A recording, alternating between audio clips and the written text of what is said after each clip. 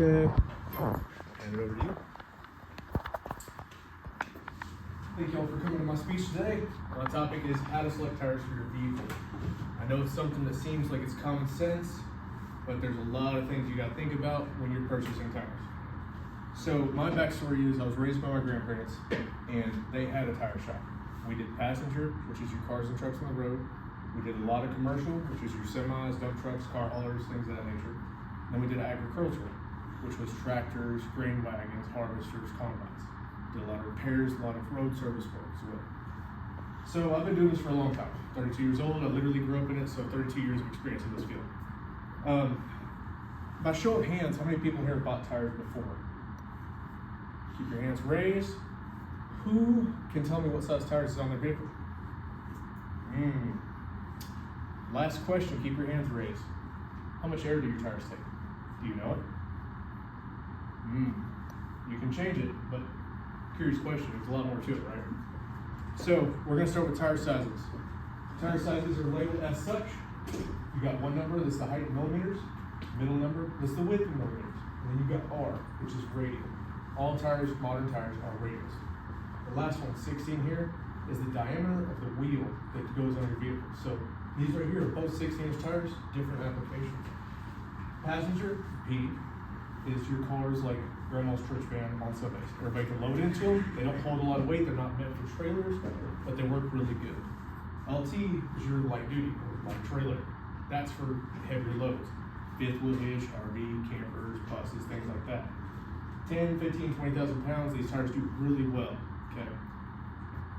Now that I've talked about that, I'm gonna go into ply rating, which explains these two right here, okay?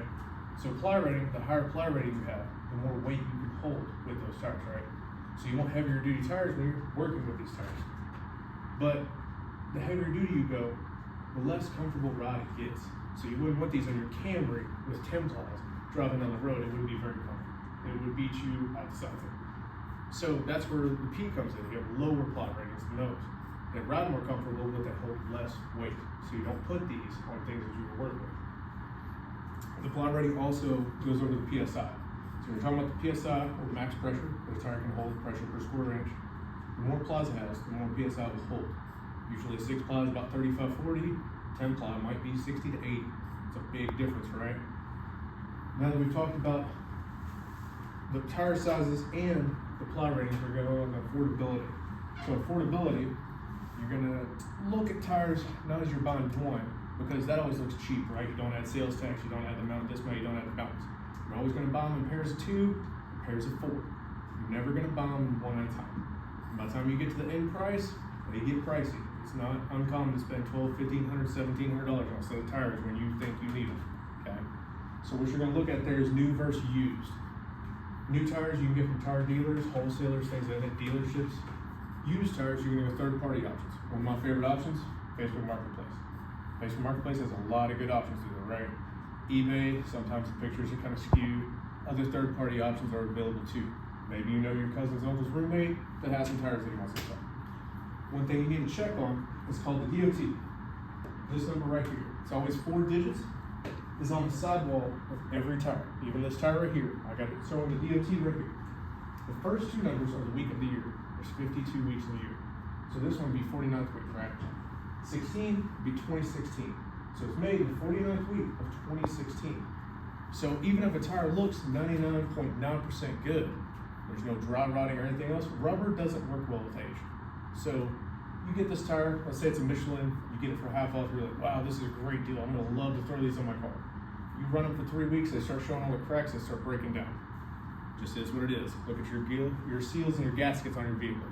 Same thing.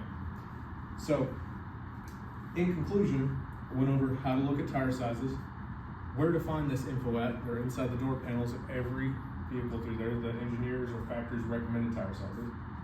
I went over the tire sizes and their ply ratings, so that way you know which ones you're looking for. Then I went over affordability to make sure that you know what you're getting into before you click spin, because they can eat you alive sometimes. If you remember anything else from this, do some research before you buy your tires. Don't just buy the first available option or the first thing that's on sale. Sometimes it's not the best option. That's all I got for you.